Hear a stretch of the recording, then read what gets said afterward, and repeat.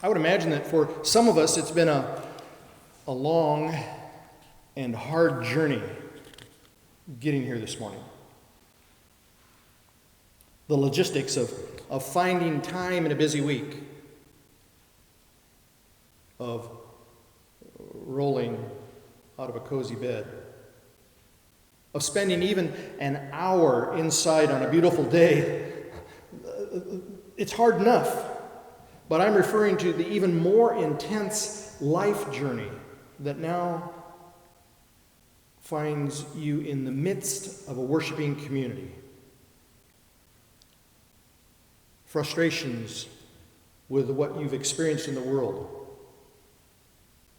broken relationships, dreams that have never materialized, possibly the feeling that yours has been a lukewarm life which continues to be chilled by unfulfilled promises. All possibly milestones along the way that have acted as barriers to your relationship with God.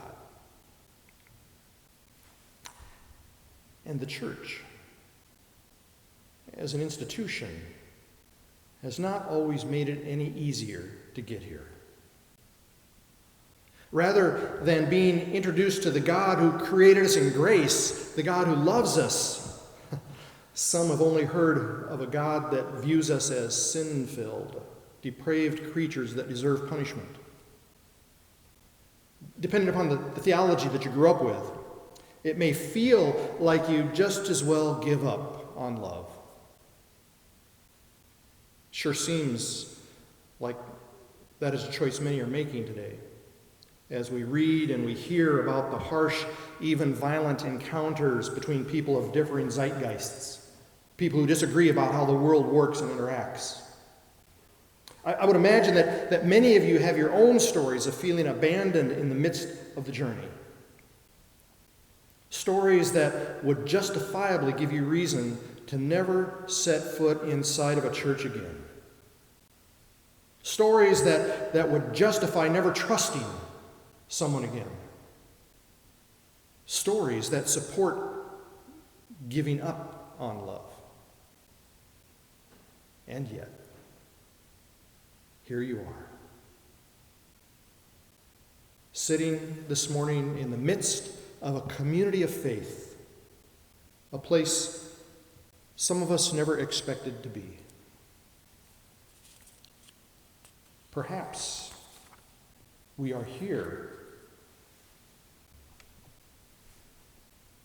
because we had hoped.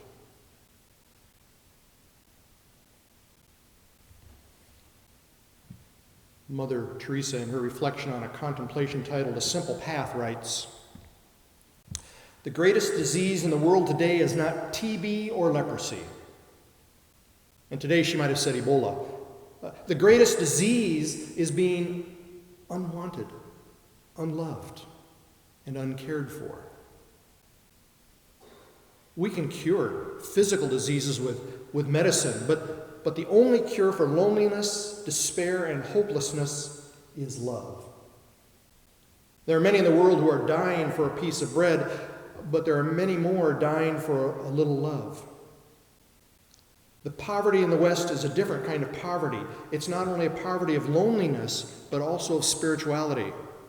There's a hunger for love as there is a hunger for God. Our journey this morning has brought us here because we had hoped. We had hoped that this time it would be real. This time we would feel God's presence. This time we would be able to leave feeling full of peace rather than full of frustration, loved rather than judged, able to look at the future with a passion instead of staying stuck in our painful past. It's easy to give up on love when it feels as if love has given up on you. I'm not speaking here of sexual, sensual love, although far too often that's how we measure our self-worth. I'm speaking of the love that Jesus taught, Jesus spoke of, Jesus lived, and Jesus shared. And not only Jesus, most of the spiritual traditions and their progenitors taught, spoke of, lived, and shared a love that can transform individuals and all of creation. A love that puts us in a deep connection with the sacredness found in others, if we only look for it. Unfortunately, when we feel disconnected from God, we begin to disconnect from others. We give up on love because we think love is given up on us. When we give up on love, we give up on others. And that is not who we were created to be. I ain't going to give up on love. Thich Nhat Hanh, a Buddhist teacher of mindfulness, in his book Teachings on Love, wrote, "Through my love for you, I want to express my love for the whole cosmos, the whole of humanity, and all beings. By living with you, I want to learn to love everyone and all species. If I succeed in loving you, I will be able to love everyone and all species on earth." That is the real message of love. We were created and are being recreated every moment by moment in the image of the Holy One so that we can express deep, tender, ineffable feelings of affection and compassion toward all humans. Indeed, so that we can connect with all of creation, reflecting the underlying oneness of the universe, the underlying holiness of the universe. I ain't going to give up on love, because love won't give up on me.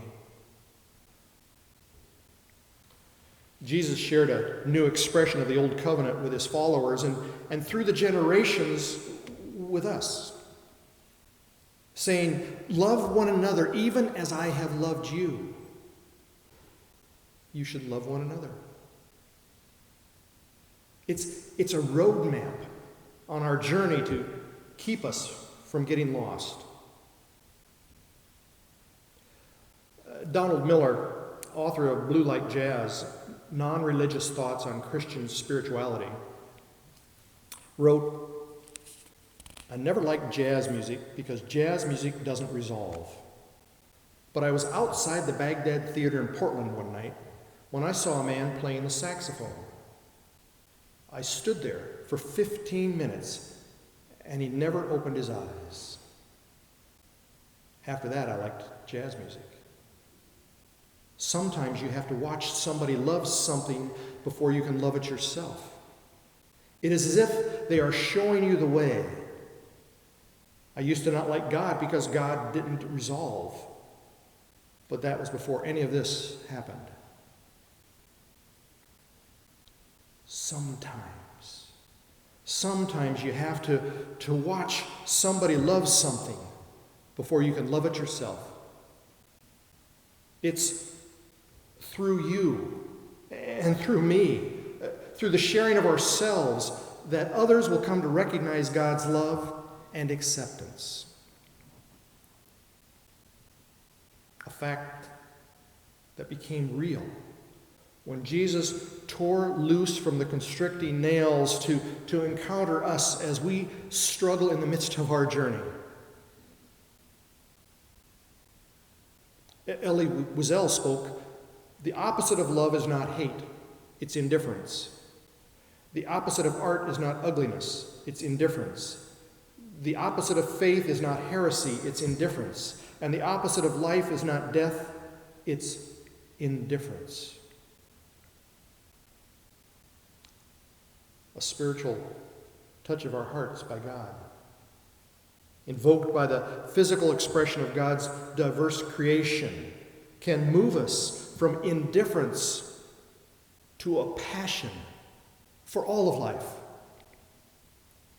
Those disciples on the road to Emmaus, from the very depths of their anguish, wailed out, "We had hoped that he was the one." He was. He is.